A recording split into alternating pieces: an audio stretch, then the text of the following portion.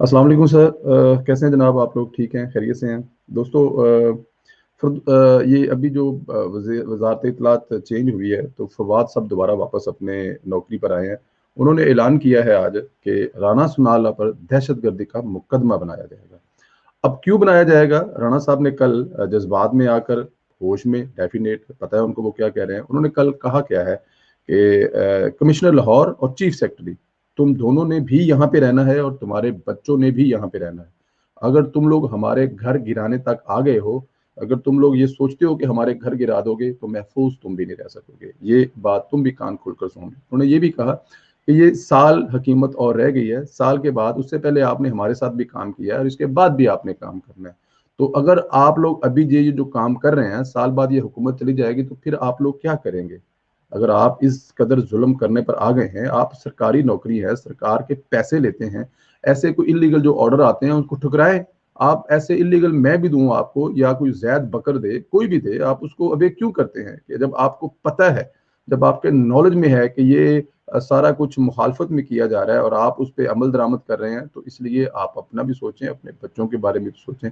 ये अल्फाज थे उनके। अगर थोड़ा सा वापस जाएं, जिन अल्फाज पर दहशतगर्दी का मुकदमा बनाने के लिए हुकूमत पर तोल रही है। अच्छा, क्या लगता है कि राणा सनाउल्लाह साहब को डरा लिया जाएगा? राणा सनाउल्लाह साहब को तब नहीं डराया गया था जब एक डिक्टेटर ने उनके साथ जो किया था वो आप लोगों ने देखा था। लेकिन राणा सनाउल्लाह साहब एक शेर इंसान है और वो अपने फैसलों पर अटल रहे और वहां पे वो रहे।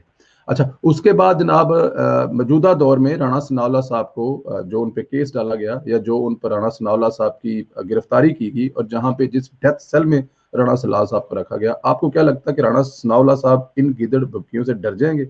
ऐसा नहीं होने वाला। और जो कहा है उन्होंने, वो प्रेस कॉन्फ्रेंस में कहा है, उससे वो भाग रह गए। इससे पहले दोस्तों इमरान खान साहब क्या फरमाते रहे हैं? ओए आई जी, मैं तेरिया मुछां तो फड़ के तेनू ले आवांगा। और उसके बाद क्या कहते रहे हैं? ओ मैं तुम्हें अपने हाथों से फांसी दूंगा। किसी पुलिस वाले ने मेरे वर्कर को हाथ लगाया तो मैं तुम लोगों को अपने हाथ से फांसी दूंगा। जला दो, मैं मुल्क बंद कर दूंगा, मैं तबाह कर दूंगा। निकलो, वजीर आजम को गिरेबान से पकड़कर उसको लाकर बाहर फेंको।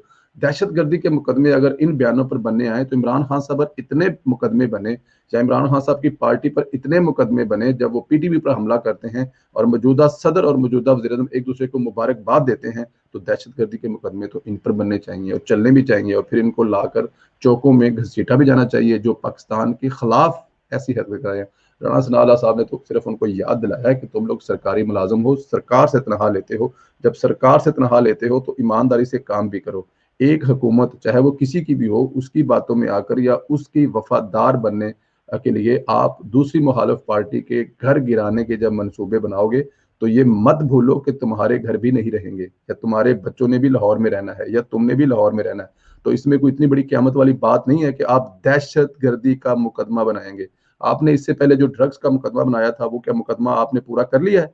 आज तक अदालतें ढूंढती फिर रही हैं वो जो ड्रग्स राणा सनाउल्लाह साहब की गाड़ी में से मिली थी, जिसपे कस्में और कुरान उठाई गई थी, जो जान देने वाला वजीर कहता था कि मेरे पास वीडियो है, जिसने हाजिर ड्यूटी सर्विस जो मुलाजम है साथ बैठा कर प्रेस कॉन्फ्रेंस की थी।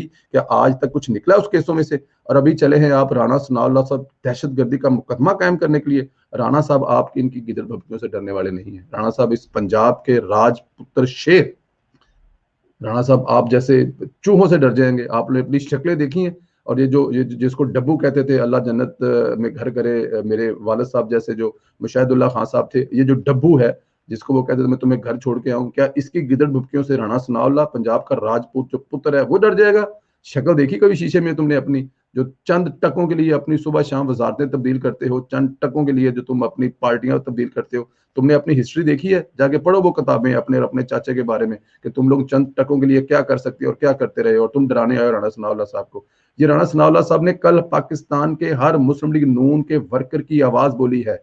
मुस्लिम लीग नून का वर्कर यही इसी आवाज का इंतजार कर रहा था पाकिस्तान मुस्लिम लीग नून के लीडरों से, कि मुस्लिम लीग नून के लीडरों से ये बातें निकलें, ये जुबानों से कहें कि हम तुम्हें नहीं छोड़ेंगे जब हम इक़्तिदार में आएंगे। जब तुम हमारे घर को गिराने की बात करोगे तो हम बनी गाला गिरा देंगे इक़्तिदार में आकर। हम आकर हर उस वजीर का घर गिरा देंगे जो आज इस पे कह रहा है, जिन्होंने इसाक डार साहब के घर पर कब्जा करके उसको ओल्ड होम बनाया है, हम उनके घरों को ओल्ड होम बनाएंगे। ये आवाज चाहिए हमें, पाकिस्तान मुस्लिम लीग हर लीडर की जुबान से चाहिए। ہم چاہتے ہیں مریم اورنگزیب بھی بولے, ہم چاہتے ہیں طلال چودھری بھی بولے, ہم چاہتے ہیں عطاءاللہ ترڑ بھی بولے, ہم چاہتے ہیں ٹی وی ٹاک شو میں بیٹھ کر ان پی ٹی وائی والوں لیڈروں کو بھائی نہ کہیں کہ آپ میرے بھائی ہیں. بھائی یہ بھائی نہیں ہیں ہمارے, یہ بھائی ہمارے کیسے ہو سکتے ہیں؟ جو بھائی ہوتے ہیں کیا وہ یہ کرتے ہیں؟ کیا وہ مخالفوں کی بیٹیوں کو جیلوں میں ڈالتے ہیں؟